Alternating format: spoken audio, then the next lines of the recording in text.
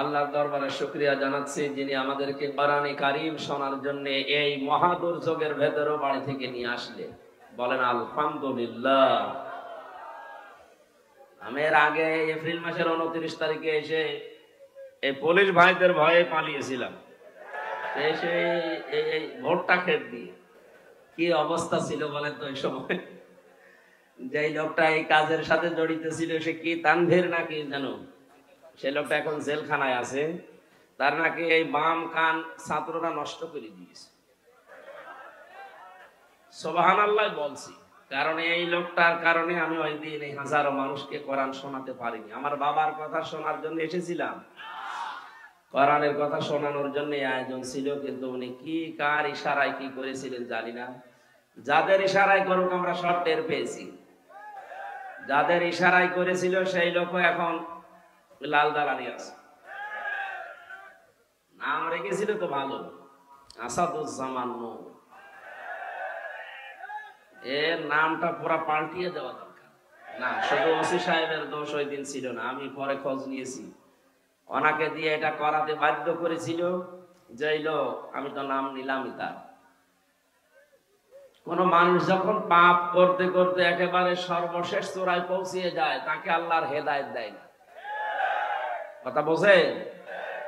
সারাটা জীবন জেনা ব্যভিচারে কাটিয়েছে। এই যে সিনেমা করা, নভেল নাটক করা, এ কি ভালো কাজ? সব সময় জেনার ভেতরে থাকা লাগে। করোনার দিকে আপনি সব সময় তাকিয়ে আছেন, তার হাত ধরছে, আরো বাকিটা নাই নাই বললাম। এই সমস্ত কাজে সারা জীবন যে কাটিয়েছে, তারে আল্লাহ কোনোদিন ভালো বানায়? তারে তো হেদায়েত দেওয়ার আর কথা না। এই জন্য আল্লাহ তারে আর হেদায়েত দেবে না বলে আমরা মনে করি, কারণ আল্লাহু লা ইয়াহদিল কওমাজ জালিমিন। আল্লাহ জালেমদেরকে এখন পথ দেখাচ্ছেন না, ভবিষ্যতেও তিনি দেখাবেন না। যেহেতু বড় বড় জালেম যারা সবই পালিয়েছে, মাঝারি জালেম আর ছোট জালেম যারা ছিল এরা এখন সব তওবা করে ফিরে আসতেছে। আজকেও দেখলাম এক জেলাতে প্রায় 250-র উপরে তাওবা করে কালেমা পড়ে মুসলমান হচ্ছে। মনে হচ্ছে যে ওরা এতদিন অন্য ধর্মে ছিল। আমার বংশের, আমি তো কুষ্টিয়ায় বাড়ি, আমার বংশের প্রায় 100 জনের 98 জন এই জালেমদের দোসর ছিল। আমি যে 3টা বছর জেলে ছিলাম, কোনোদিন তারা জিজ্ঞাসা করে নাই আমার বাবার এই যে ছেলেটা জেলে আছে না কোথায় আছে। ওরা নাকি আরো টিপ্পনি কাটতো যে ঠিকই হয়েছে। অথচ 5 তারিখে আগস্টের বিকাল 5টা বাজার পরে দেখি সব কল দিচ্ছে, ভাতিজা কোথায়, তুমি কুষ্টিয়ায়? আমরা সব মুসলমান হব। মুসলমান হবো মানে আমরা সব এখন জামাতে ইসলামই করি। আপনি এই 4.5 ঘন্টার ভেতরে পাল্টিয়ে গেছেন। যেভাবে অন্তত শুরু হয়ে গেছে সারা দেশে। গত পরশু দিনের জরিপ পেয়েছি, আল জাজিরার একটা জরিপ এসেছে বাংলাদেশ সম্পর্কে। এদেশে এখনো 100 জনের 14 জন মানুষ, এই যে 850 বছর আগে পালিয়েছিল লক্ষণ সেন, তার বোন পালিয়েছে 850 বছর পর। এই মহিলাকে এখনো পর্যন্ত 100 জনের 14 জন নাকি সাপোর্ট করছে এই দেশে। কারা আছে আমরা জানি। দালালি যা করেছেন বন্ধ করবেন আশা করছি। জনগণের সামনে পড়লে কিন্তু আর মাথা থাকবে না কল্লার উপরে। দ্বিতীয় রিপোর্টে গেছে 100 জনের 28 জন। এই মানুষগুলো এখন খাওয়ার জন্য চেষ্টায় আছে, এটা বন্ধ করা দরকার। বৈষম্য বিরোধী ছাত্র আন্দোলনে যারা জীবন দিয়েছে ভাই বোনেরা, এরা আপনাকে খাওয়ার জন্য দেয়নি। 152 জন সমন্বয়ক ছিলেন কেন্দ্রে যারা সারা দেশে, তার 108 জন বাংলাদেশ ইসলামী ছাত্র শিবিরের পরীক্ষিত নেতা কর্মী। সুতরাং স্বাধীনতা যারা এনে দিল, তারা যেভাবে চালাবে দেশ সেইভাবে চলবে। 15.5 বছরে কিছুই করতে পারেননি। সুতরাং খাওয়া দাওয়ার চিন্তা ভাবনা যাদের আছে থেমে যাবেন। বারবার উনি উপর থেকে কিন্তু ভিডিও বার্তা পাঠাচ্ছে যে বন্ধ করেন, বন্ধ করেন, বন্ধ করেন। আর কথা বলবে সে। সুতরাং তার নাম নিয়ে, তার দলের নাম নিয়ে এখন যারা খাওয়ার ধান্দায় নেমেছেন, আপনি যদি না থামেন, আজকেও কুষ্টিয়াতে 2 গ্রুপের মারামারি হয়ে কয়েকজন হাসপাতালে বেডে কাতরাচ্ছে। এই করার জন্য দেশটা স্বাধীন করে দিয়ে গেল।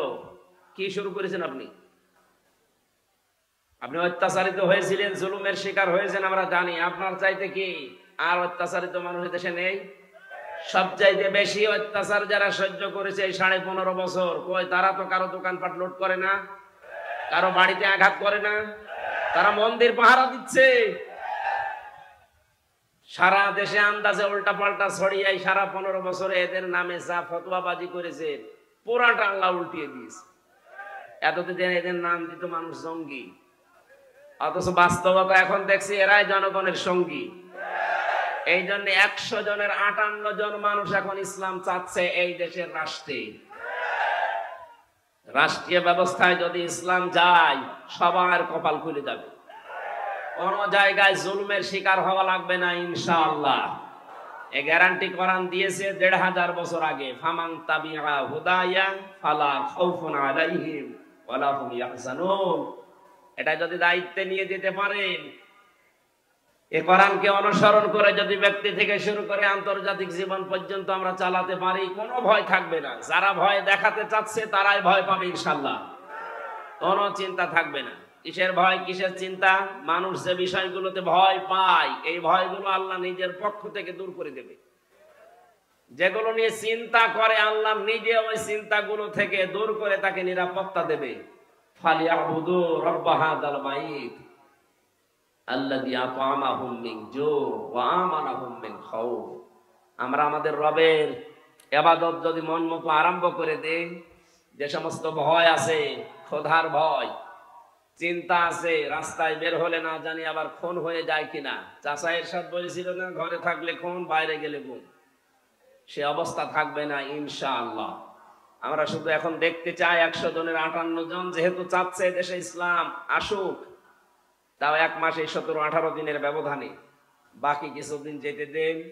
এদেশের 100 জনের 100 জন মানুষ চাইবে যে ইসলাম ছাড়া অন্য কিছু চলবে না ইনশাআল্লাহ।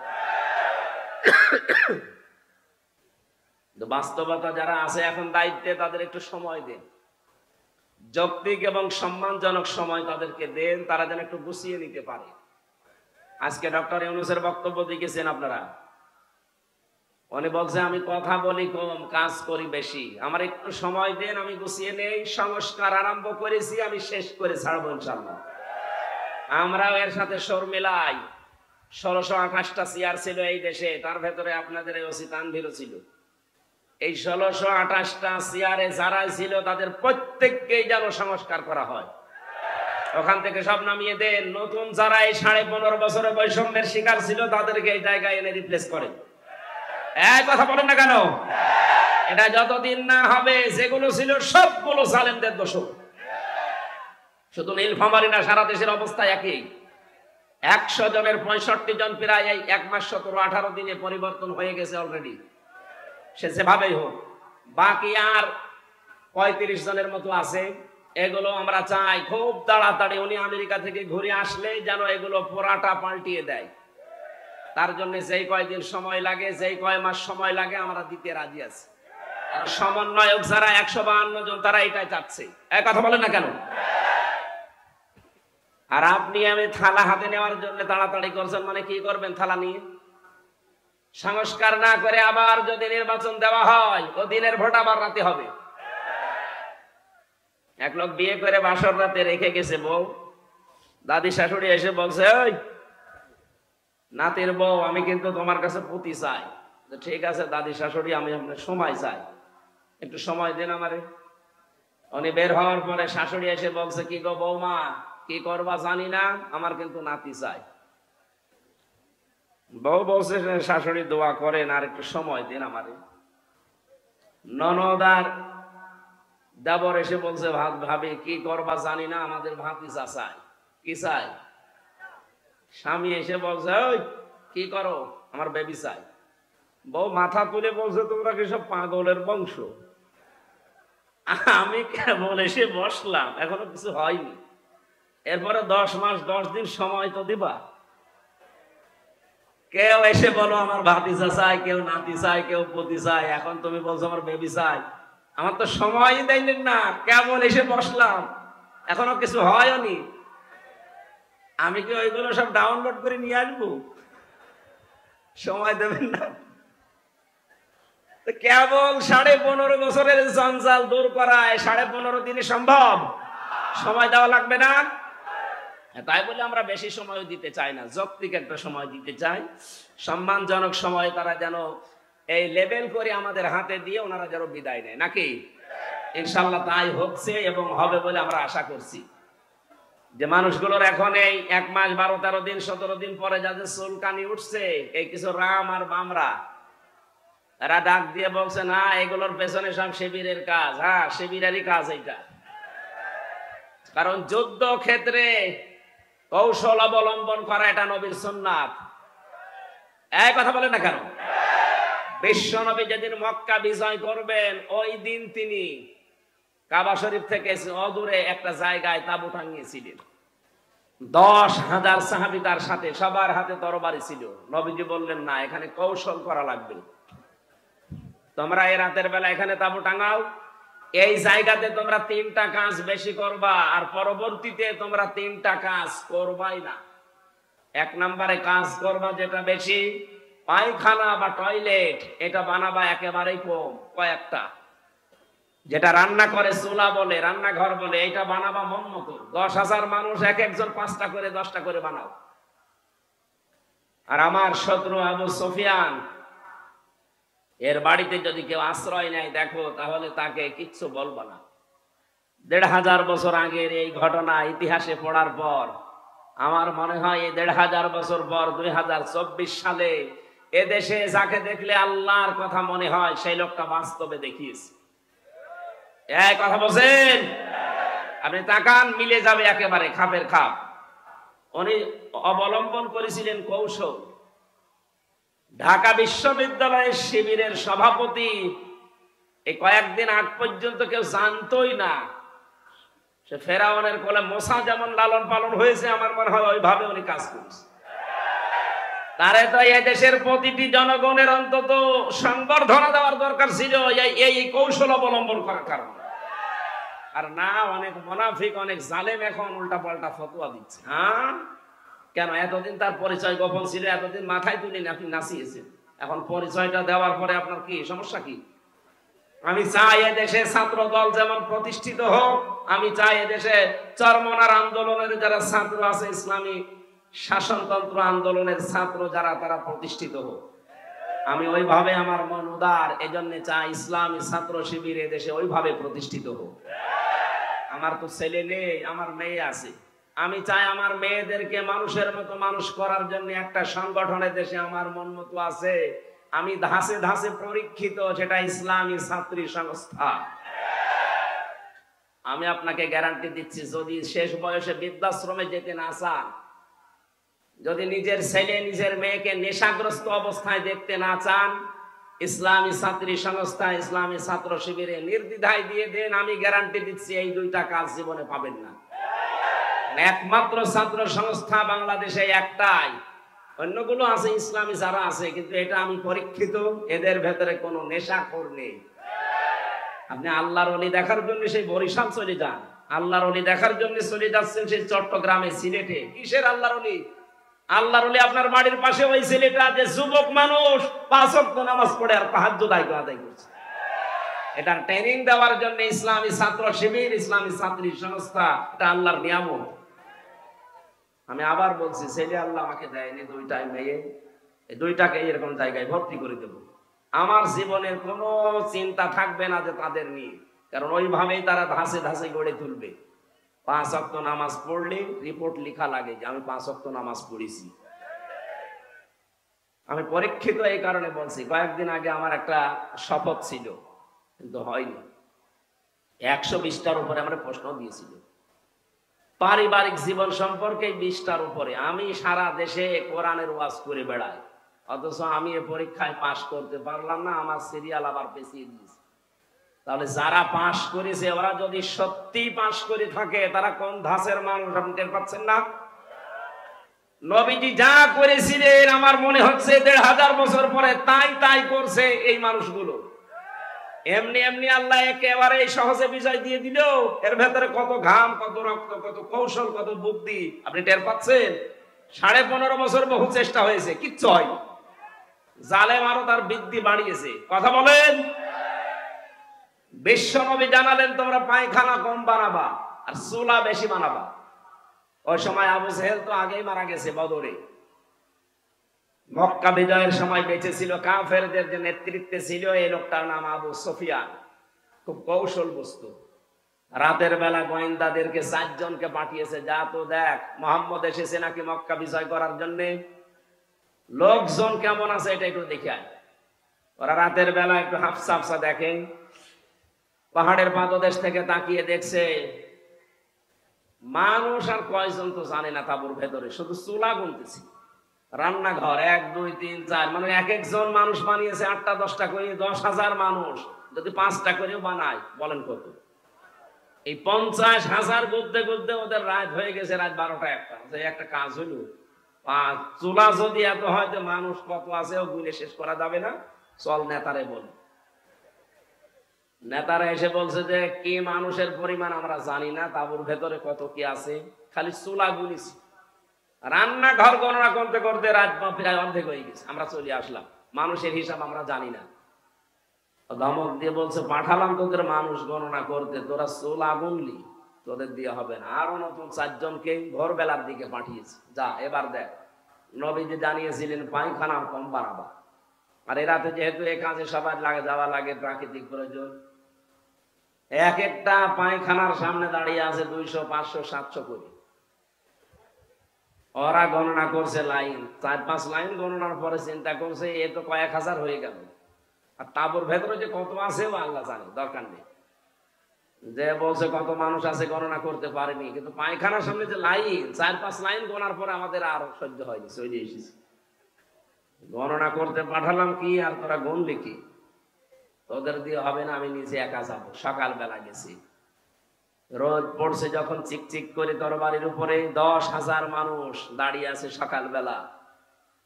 হযরতে আব্বাস রাদিয়াল্লাহু তাআলা আসছিলেন এই দৃশ্য দেখার জন্য। পাহাড়ের পাদদেশে দাঁড়িয়ে আবু সুফিয়ান তাকিয়ে দৃশ্য দেখে হযরত আব্বাসকে দেখতে পেলেন। বললেন, আব্বাস, মনে হচ্ছে তোমার ভাইয়ের ছেলে ভাতিজা আজ বিশাল বাদশা হয়ে গেছে। তার মশান কি 10,000 তরবারি নিয়ে একা একা গিয়েছিল, অথচ আজকে এসেছে 10,000 মানুষ নিয়ে। হযরত আব্বাস ওই দিন বলেছিলেন, আবু সুফিয়ান তোমার চোখ তোমাকে ধোঁকা দিচ্ছে, ভালো করে চোখ মলন করে আবার একটু তাকিয়ে দেখো, এর নাম বাদশাহী না, এর নাম নবুয়ত। নবুয়তের শান আছে, এই জন্য তুমি এখনো দাঁড়িয়ে আছো। নবুয়ত যদি না হতো তাহলে তোমার মতো কাফের এই জায়গায় কল্লা নিয়ে বডির উপরে দাঁড়িয়ে থাকতে পারতে না।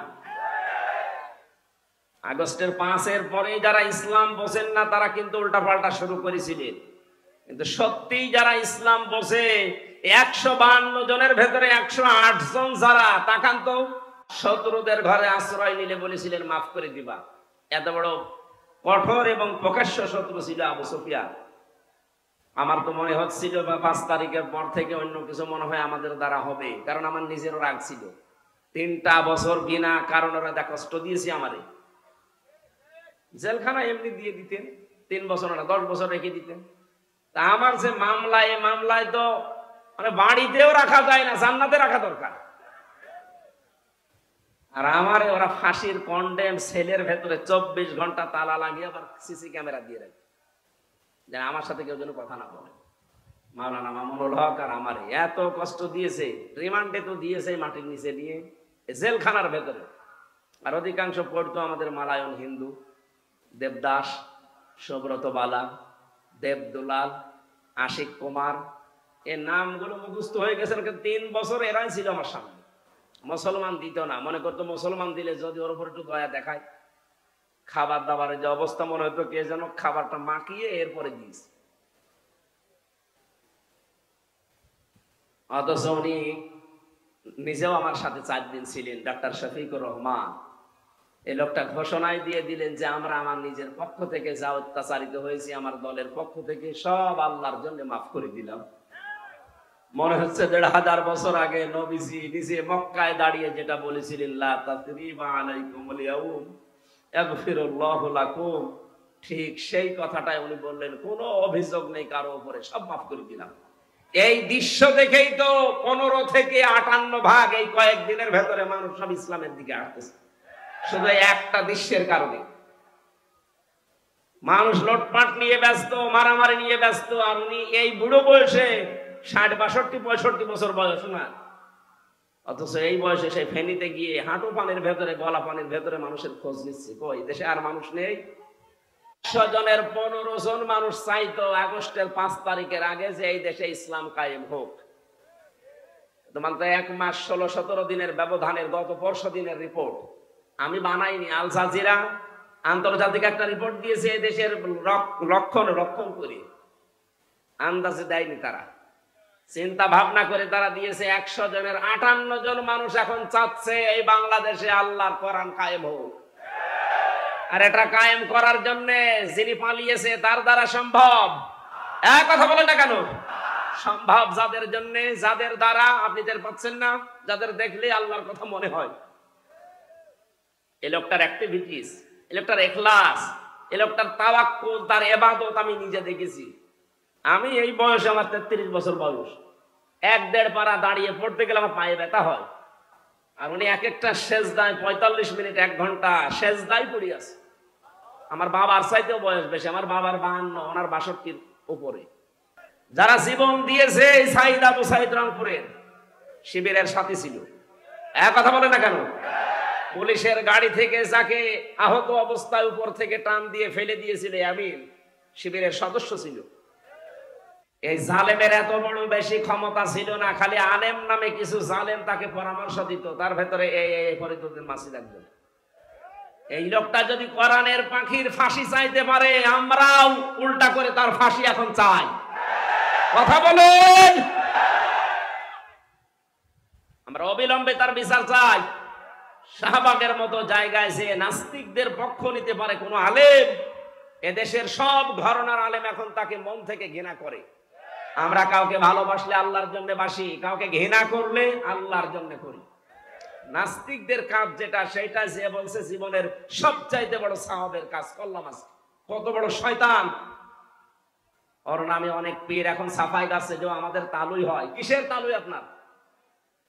কোরআনে কারীম জানিয়েছে যারা আল্লাহ রাসূল এবং জিহাদের বিরুদ্ধে অবস্থান নেয়, তারা যদি নিজের বাবা মা হয়, স্ত্রী হয়, সন্তান হয়, তাও তাদের বাদ দেওয়া লাগবে। সূরা তাওবার আয়াত, সূরা তাওবার 23 নম্বর আয়াতের তাফসীর পড়ে দেখেন, এখানে 8-9 জনের ব্যাখ্যা আছে।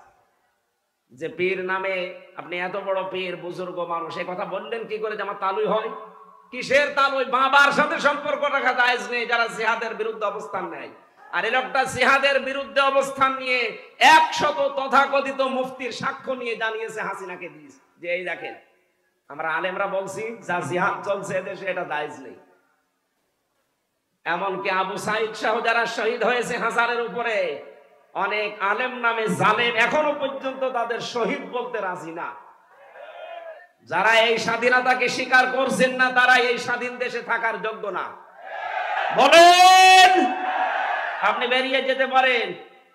71 সালে যাদের ভূমিকা উল্টা ছিল, তাদেরকে যদি দেশ থেকে বের করার জন্য ঘোষণা আসতে পারে, 24 সালের এই স্বাধীনতায় যারা এখনো পর্যন্ত মেনে নিতে পারছেন না, 100 জনের 14 জন এখনো আছে। আমরা চাই আপনারা চলে যান, যান, যেখানে যাবেন যান, যেখানে চলে গেছে আপনারাও যান, দরকার নেই আপনাদের। আমাদের দেশ আমরা সাজিয়ে নিতে পারবো ইনশাআল্লাহ। শুধু বাইরের টাকাগুলো আনতে দিন। ডক্টর মোহাম্মদ ইউনূস ঘোষণা দিয়েছে যে টাকাগুলো ছিল 3 ভাগ, 4 ভাগের 3 ভাগ প্রায় আসার প্রক্রিয়া আরম্ভ হয়ে গেছে, বাকি 1 ভাগও আসবে। যারা এগুলো করেছিলেন 1 টাকাও যেন ছাড় দেওয়া না হয়, সব টাকা আমরা ফেরত আনতে চাই।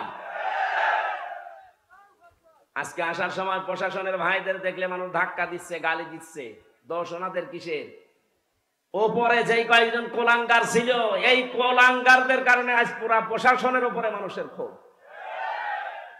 ওনারা হুকুম পালন করেছে যারা, তারা দোষী। যে মানুষগুলো হুকুম দিয়েছে, দোষ তো তার আছে।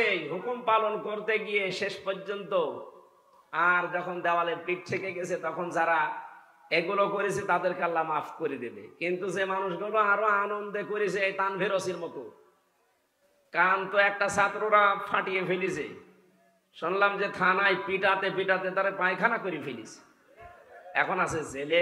কি হবে আল্লাহ জানে। এই জন্য সেই সমস্ত অফিসার গুলোর কারণে এই 15.5 বছর এই জালেম টিকে ছিল, তাদেরকেও যেন এই জাতি ক্ষমা না করে। আমি যাদেরকে পেয়েছি জীবনও ক্ষমা করবো না। আমার মামলার আয়ু এই কাজী মিজান, ট্যাকের হাটে বাড়ি, মাদারীপুরে।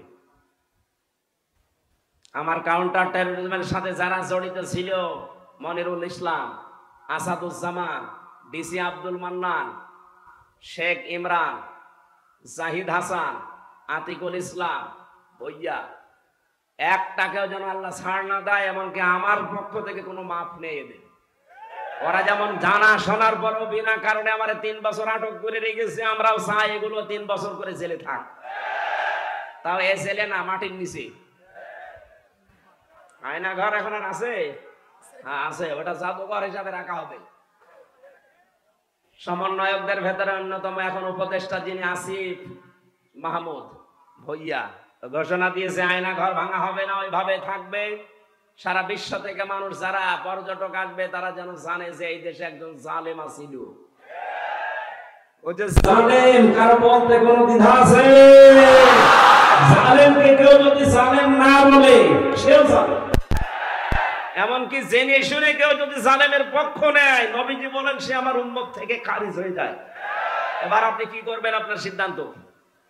প্রকাশ্য যে লোকটা জুলুম করেছে, নিজের উপরে জুলুম করেছে, পরিবারের উপরে, সমাজের উপরে, জনগণের উপরে, জালেমদের কোনো ক্ষমা আমরা করলেও হবে না, কারণ আল্লাহ নিজে মামলা দেবে জালেমের বিরুদ্ধে।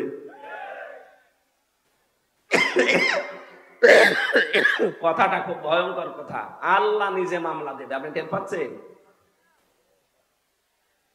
আমার তো এই আয়াত পড়ার পরে সূরা শূরার 42 নম্বর আয়াত, এই আয়াত পড়ার পরে আমার শরীর শিউরে ওঠে যে এদেশের 1628টা চেয়ারে যারা ছিল সবগুলো জালেম, একটাকেও আমি ভালো পাইনি। আমি বহু জায়গায় গিয়েছি, প্রত্যেকটাই জালেম ছিল। আরে প্রত্যেকটাই আল্লাহর মামলার আসামি। বলেন কেন? সূরা আলে ইমরানের 168 নম্বর আয়াতে আছে, 78 নম্বর আয়াত, ওয়ালা ইয়াহসাবান্নাল্লাযীনা কাফারু আন্নামা নুমলি লাহুম খায়রুল লিআনফুসিহিম ইন্নামা নুমলি লাহুম লিয়াজদাদু ইসমা ওয়া লাহুম আযাবুম মুহিন। আল্লাহ পাক বলেন, হে নবী, কাফেররা ধারণা করে, মনে করে, এই চিন্তা ভাবনা করে যে ক্ষমতা আল্লাহ তাদেরকে দিয়েছে, ক্ষমতায় বসিয়ে রেখেছে মনে হয় ভালোবেসে। অথচ না, তাদের এই ক্ষমতা দিয়ে যে জুলুম অত্যাচার গুলো হয়, আমার আল্লাহ বলেন আমি তাদের পাপ পরিপূর্ণ হয়ে যাক এইটা চাই, আর হয়েছেও তা। 15.5 বছরে পাপ একেবারে খাপের খাপ মিলে গেছে, আর জায়গা নেই। তখন আল্লাহ পাক বলেন লাহুম আযাবুম মুহিন, আমার শাস্তি তখন ভয়ঙ্কর অবস্থায়, অপমানিত অবস্থায় তাদেরকে পাকড়াও করেছে। 850 বছর আগে পালিয়েছিল লক্ষণ সেন, এত বছরের ভেতরে পৃথিবীতে কেউ পালায়নি, এইটা বাদ দিয়ে। কথা বলেন না কেন? এই জন্য বাস্তবতা এইটা। আল্লাহ পাক দেখেছেন যে পাপ আর জায়গা নেই পূর্ণ হওয়ার, পরিপূর্ণ হয়ে গেছে, তখন আল্লাহ ধরেছে একেবারে ধরার মতো। যারে ধরে তারে এত অপমান করে, পৃথিবীতে এত অপমান কেউ হয়নি। আপনারা বলেন ওরা যারা ফাঁসি দিয়েছে, হ্যাঁ ফাঁসি যারা দিয়েছে, যে মানুষগুলো ফাঁসি হয়েছে প্রত্যেকেই বীরের মতো জীবন দিয়ে গেছে। আমাকে যে কারারক্ষী পাহারা দিত তার ভেতরে একজন আমি মুসলমান পেয়েছিলাম, কুতুবউদ্দিন, রাজবাড়িতে বাড়ি। বের হওয়ার কিছুদিন আগে আমার বলছে, হামজা ভাই আমি ওই সময় পাহারায় ছিলাম শহীদ মীর কাশেম আলীর। ওনাকে যেদিন ফাঁসি দেওয়া হবে সকাল রাত 10টা 1 মিনিটে, সন্ধ্যার সময় আমার ডিউটি শুরু হওয়ার পরে বললাম, স্যার আপনারা 3 ঘন্টা পরে ফাঁসি, আপনি প্রস্তুতি নেন। উনি আমারে বলছে, কারারক্ষী ভাই 3 ঘন্টা তো অনেক সময়, আপনি 2 ঘন্টা ঘুমালাম, আপনি আমারে ডাক দিয়ে 1 ঘন্টা আগে। আমি আল্লাহর ওলি খুঁজে পান না। মাওলানা মামুনুল হক জেলখানায় আমার পাশের রুমে 3টা বছর মাঝে মাঝে এই কথা আমাকে জানাতো, হামজা ভাই এতদিন পর্যন্ত উল্টা পাল্টা ধারণা আমিও করেছি, এখন বাস্তবতা এসে দেখছি এদেশের সবচাইতে আল্লাহওয়ালা এবং ইমানদার মানুষ যাদের ফাঁসি দেওয়া হয়েছে জামাতের, তাদের যে ইমান কোন পর্যায়েরটা মাপার ক্ষমতা আমারও নেই। আমিও মানুষ হিসাবে মাঝে মাঝে ধৈর্য হারা হয়ে যায়। কিন্তু কি শোনালো কারারক্ষী, 3 ঘন্টা পরে যার ফাঁসি, সে লোকটা বলছে আমি 2 ঘন্টা ঘুমালাম, আপনি আমারে ডাক দিয়েন। তার ঘুম আসে কি করে? আমরা ঘুমের বড়ি খেয়ে আমার ঘুম আসতো না, তাও তো আমার কোনো চিন্তা নেই। আর তার নিজের ছেলে ব্যারিস্টার আরমান গুম হয়ে আছে 8 বছর। তার স্ত্রী ওই সময় অসুস্থ, তার দলীয় লোকগুলো সব পালিয়ে পালিয়ে বেড়াচ্ছে, কেউ জেলখানায় ভর্তি আছে।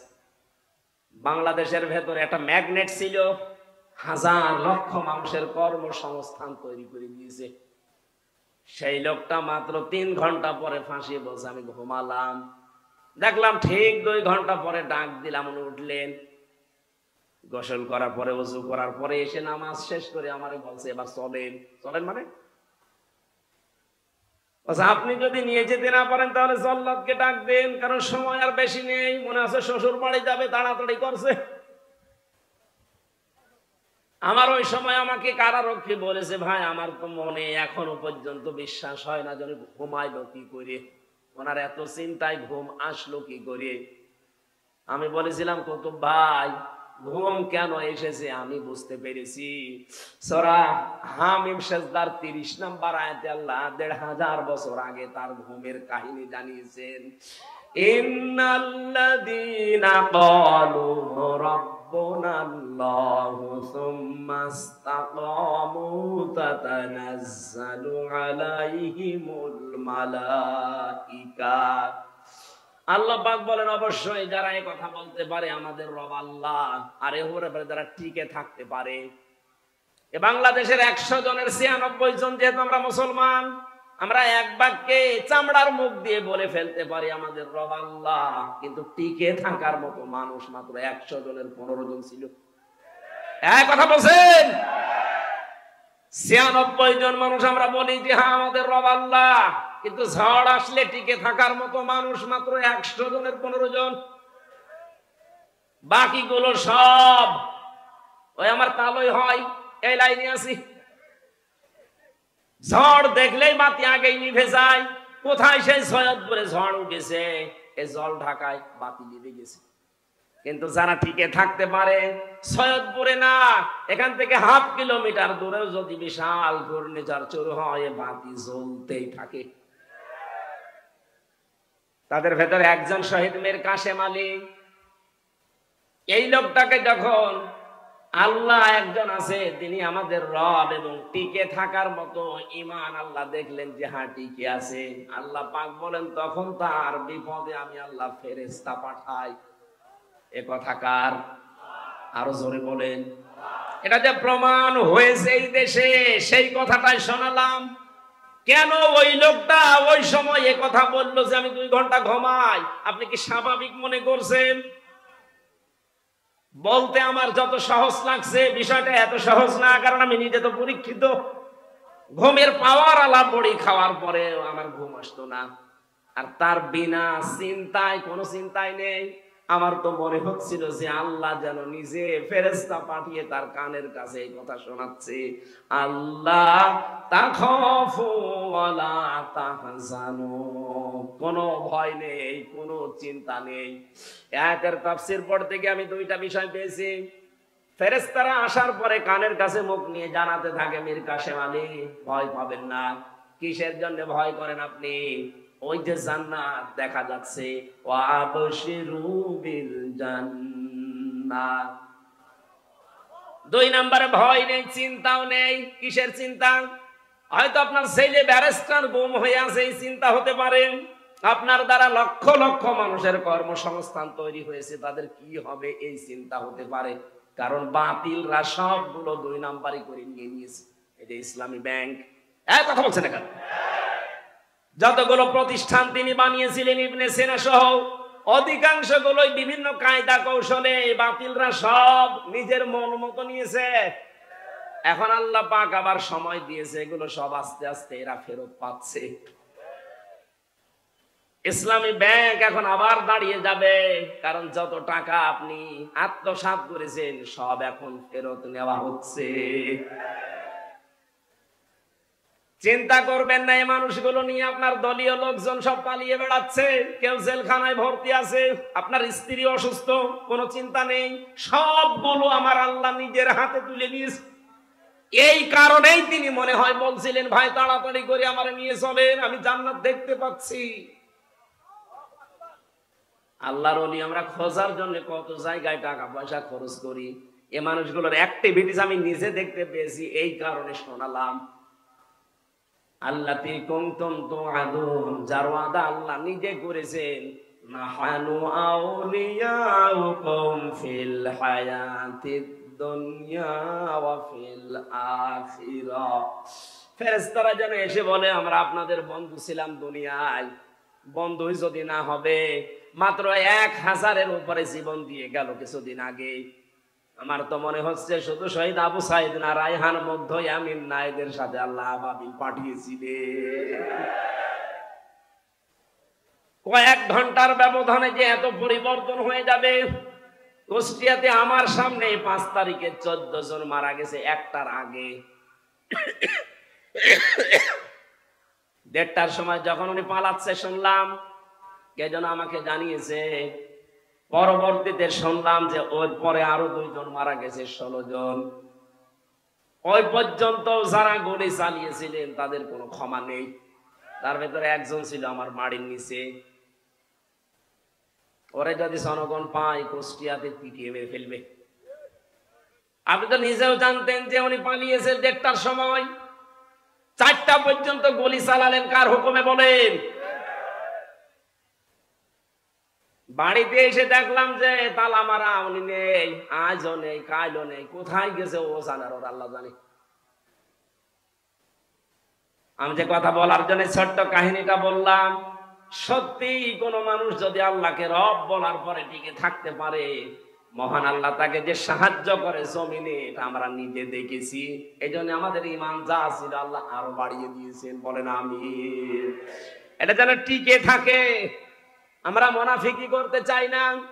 এই দেশ এখন ইসলামপন্থীদের হাতে সবচাইতে বড় নিরাপদ, এটা প্রমাণ হয়ে গেছে। ইসলাম যাদের কাছে নেই তাদের কাছে দেশ নিরাপদ না। তারা সুযোগ পেলে মারিং কাটিং করবে, বেঁচেও দিতে পারে।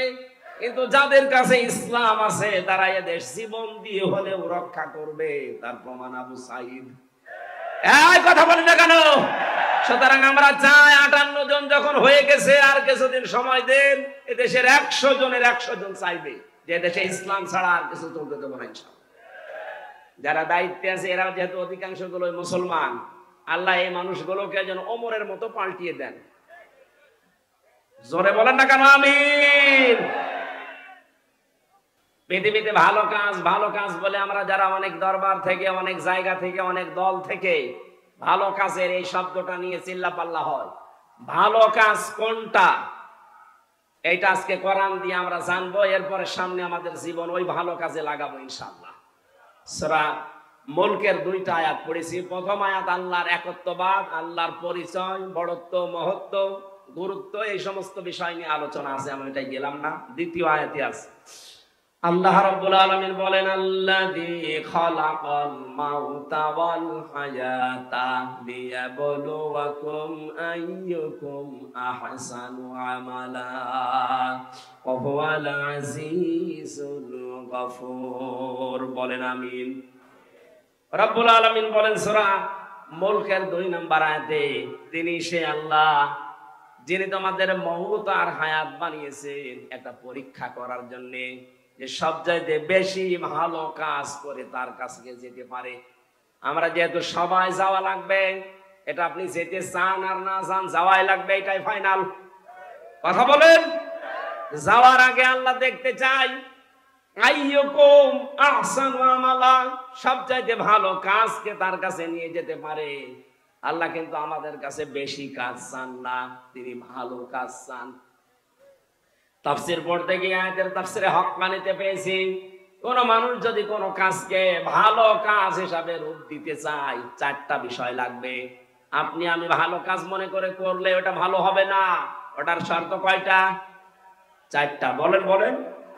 1 নম্বরে ভালো কাজ করতে হলে ওই বিষয়ে জ্ঞান লাগবে, যেটা আরবিতে এলেম বলে। যে কোনো কাজ করার আগে ওই বিষয়ের জ্ঞান, ধৈর্য ধারণ করা লাগবে। 4 নম্বরে এই কাজের ভেতরে ইখলাস লাগবে। বলেন কি লাগবে? এই 4টা বিষয় আমি বাস্তবে অনেকের ভেতরে পাচ্ছি, এজন্য তাদের কাজগুলো আমার কাছে ভালো মনে হয়। আজ দেখেন এই দেশে কত মানুষ কত কাজ করার পরে ভালো কাজ বলে চালিয়ে দিচ্ছে, কিন্তু কাজটা সম্পর্কে সঠিকভাবে তথ্য জানা না থাকার কারণে কাজটা হওয়ার আগেই ভেঙে পড়ছে। কুষ্টিয়ায় মেডিকেল কলেজ বানিয়েছে। আমি যখন জেলখানায় ছিলাম পত্রিকায় দেখলাম নাকি ছাদ ভেঙে পড়ে একজন অসুস্থ আহত অবস্থা। দেখেন কাজটার জন্য কত কোটি টাকা বাজেট হয়েছিল, কিন্তু ভালো কাজ হয়নি। রডের বদলে হয়তো বাঁশ দিয়েছিল। কথা বলে না কেন? আল্লাহ আপনার কাছে বেশি কাজ চান না, আল্লাহ চান ভালো কাজ। বলেন তো কি কাজ? ভালো কাজের প্রথম শর্ত ওই বিষয়ে জ্ঞান লাগবে। বাংলাদেশ জামাত ইসলামী আর ইসলামী ছাত্র শিবির, ইসলামী ছাত্রী সংস্থা, আমি যা দেখেছি বাস্তবে এইটাই চাচ্ছে। যাকে যেই লাইনে উঠাতে চায় ওই লাইনের অভিজ্ঞ করে তুলে দিচ্ছে। আপনি বিচারপতির লাইনে, অ্যাডভোকেটের লাইনে, আইনজীবীদের লাইনে, ডাক্তারের লাইনে, ব্যবসায়ীর লাইনে, যে লাইন বলেন আপনি তাকান। জামাত ইসলামী শিবিরের লোক যে লাইনে আছে দেখবেন ওই বিষয়ে খুব অভিজ্ঞ। আমি তো তাই পেয়েছি। অ্যাডভোকেটদের ভেতরে এখন সারা দেশে একজনের নাম শোনা যায় বেশি, অ্যাডভোকেট শিশির মুনির। শিবিরের কেন্দ্রীয় সেক্রেটারি ছিল। সুবহানাল্লাহ বলতে পারেন নাই? অন্য কত বড় বড় দলের রাজনৈতিক দলের কেন্দ্রীয় সেক্রেটারি সভাপতি তো আমরা দেখতে পাচ্ছি, তাদের এখন সব ফইলের বিড়াল বের হচ্ছে। শরীয়তপুরের একজন নাম নিলাম না, সে ছিল বাংলাদেশ ছাত্রলীগের সভাপতি। তার যে কত টাকা এই 15 বছরের ভেতরে হয়েছে সে জানি আর আল্লাহ জানে। কোন এই মানুষগুলো দায়িত্ব পায়নি কোনোদিন। এদেরকে আপনি একটু দিয়ে দেখেন তো, যার 10,000 টাকা নিয়ে দায়িত্ব দিয়েছেন 20 বছর পালন করার পরে 11,000 হবে না, 10,000-এর চাইতে আরো কমবে। কারণ এই কাজের অভিজ্ঞতা তাদের সবচাইতে বেশি। চিকিৎসা বিভাগের দিকে তাকান, আমি তাকিয়ে দেখেছি ফরিদপুরের ডাক্তার শাহিন জব্বার, খুলনার ডাক্তার মতিয়ার রহমান, চট্টগ্রামের ডাক্তার আশিকুর রহমান, যতগুলো ডক্টর আমরা পাচ্ছি সব এই বিষয়ে এক একজন সর্বোচ্চ অভিজ্ঞতা সম্পন্ন। ডাক্তার মতিয়ার রহমানের নাম বললাম, সারা পৃথিবীর ভেতরে 8 জনের নাম পেয়েছি আমরা, যে মানুষগুলো অপারেশন করে ছাড়া কম্পিউটারের মাধ্যমে পিত্তথলির পাথর বের করার অভিজ্ঞতা সবচাইতে বেশি। শুধু বাংলাদেশ না, সারা পৃথিবীর ভেতরে, তার ভেতর উনি একজন। এই মানুষগুলো সব এখান থেকে তৈরি হওয়া।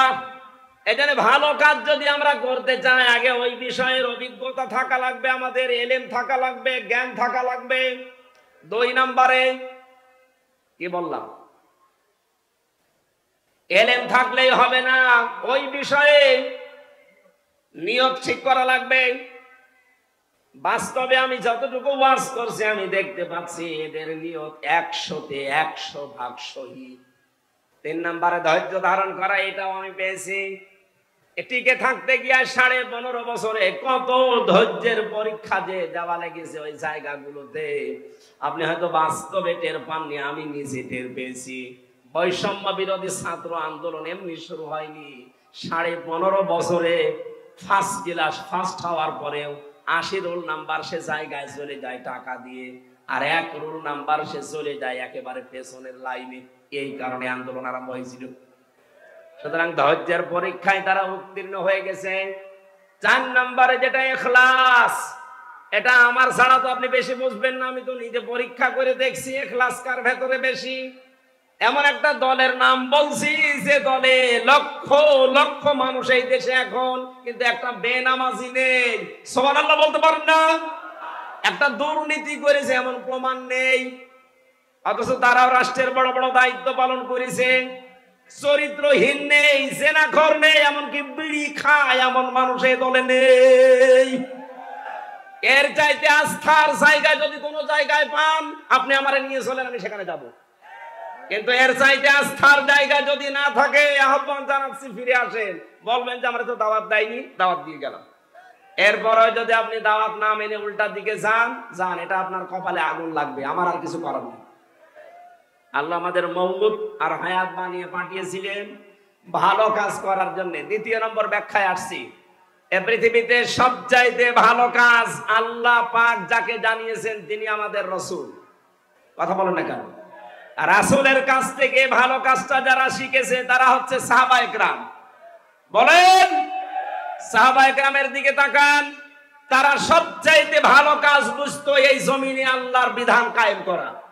এই জন্য মাঝ মুআব্বিজের মতো মাত্র 12 বছর 13 বছরের বালক ভালো কাজ এটা জানার পরে নিজের বুড়মুড়িকে উঁচু করে জিহাদের ময়দানে যাবার জন্য চেষ্টা চালিয়েছে।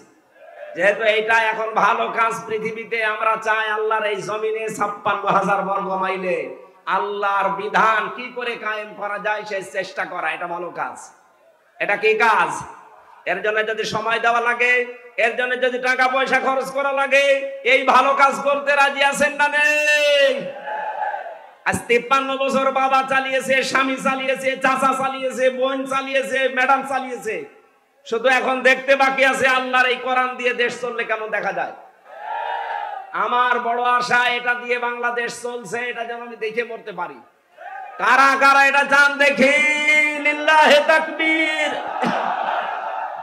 সম্মানিত মা বোন যারা এসেছেন, আপনাদের জন্য পৃথিবীতে ভালো কাজ এইটাই, আল্লাহর জমিনে আল্লাহর দিন কায়েমের জন্য আপনার সন্তান, আপনার স্বামী, আপনার ছেলে, আপনার জামাই, তাদেরকে আপনি রেডি করে দেবেন। আল্লাহ কবুল করুন, আল্লাহুম্মা আমিন। লা ইলাহা ইল্লা আনতা সুবহানাকা ইন্নী কুনতু